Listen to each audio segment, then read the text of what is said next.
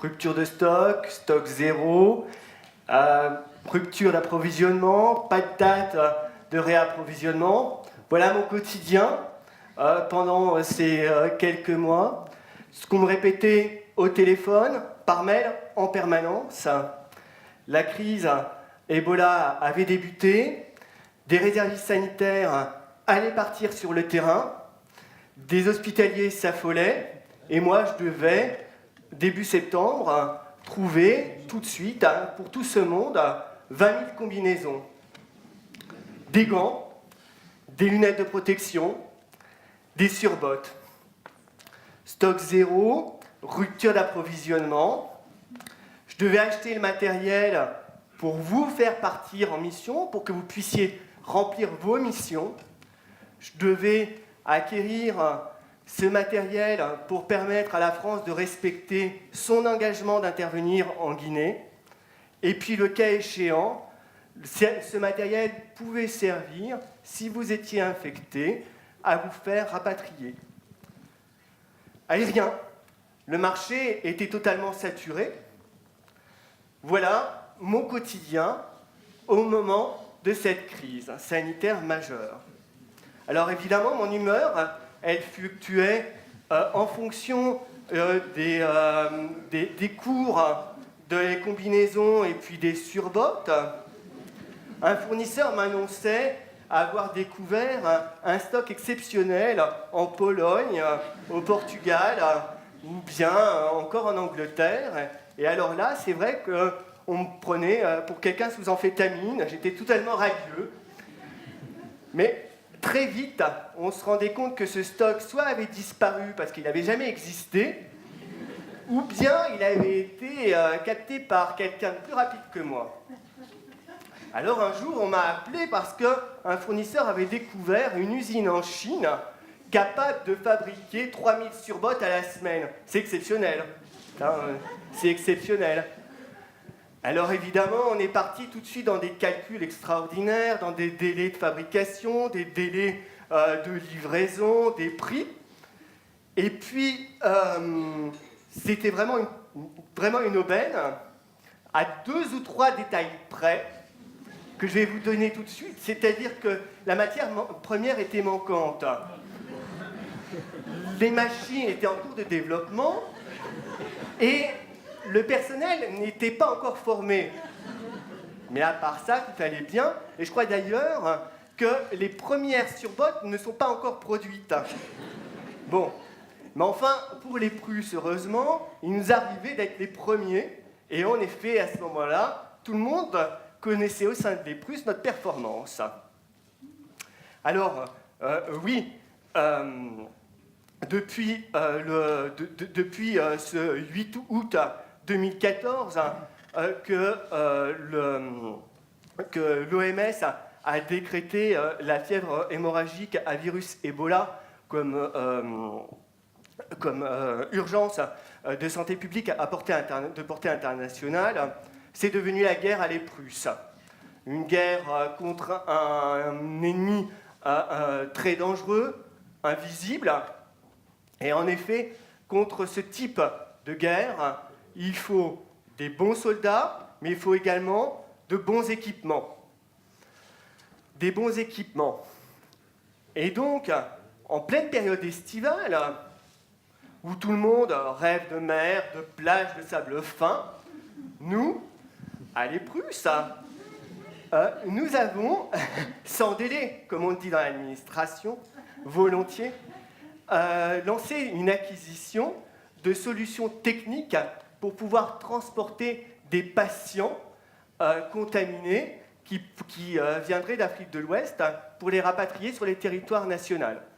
Très vite, on a acheté 2 caissons, un premier caisson pour les longs courriers et puis un autre caisson pour un transport par ambulance ou bien par voie héliportée.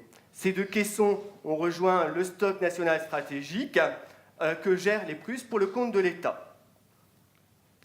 Il fallait également aider les SAMU pour les transports interhospitaliers, éventuellement de cas. Les Prusses a immédiatement acheté 35 bulles de transport qu'on a dispatchées dans les établissements sièges de SAMU, en France métropolitaine et également en Outre-mer.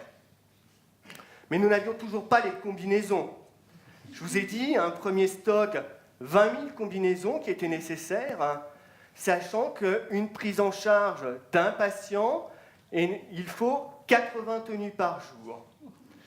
Donc ce n'était pas quelques unités, mais nous on parle de palettes à l'Eprus, hein, des palettes de combinaisons de la taille S jusqu'à la XXL, hein, mais également des gants, longues manchettes, bien sûr, hein, des lunettes de protection, des masques respiratoires de haute protection pour lutter contre les projections de liquide, et puis des surbottes, donc 2 fois plus de surbottes, on a 2 jambes, donc il fallait 2 fois plus. Alors c'était vraiment plus difficile encore que les combinaisons. Voilà.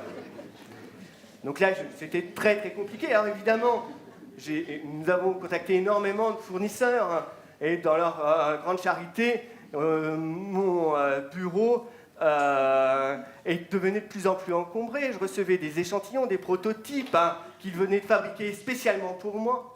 Alors, à base de papier ou bien de sacs plastiques, alors que je demandais du matériel étanche. Nous avons évidemment uniquement collé avec de la simple colle. Voilà, à chaque fois qu'on enfilait la surbotte, elle se déchirait complètement. On me proposait des guêtres de pêcheurs, des tenues de plongée, enfin, voilà. Petit à petit, on a quand même réussi à obtenir nos 20 000 tenues correspondant spécifiquement aux recommandations d'une commission composée de professionnels de santé rattachés auprès de l'Eprus, et on a commencé de les dispatcher auprès des établissements de santé. Vite, on s'est rendu compte qu'il y avait un besoin très important de formation et qu'on ne pouvait pas utiliser ces tenues qui ont été achetées si durement pour la formation. Il fallait acheter tout de suite des tenues de formation spécifiques, proches des tenues d'intervention. C'est ce que nous avons fait très rapidement, sans délai là encore. Et donc, nous avons acheté 6 000 tenues qui ont été dispatchées dans les établissements.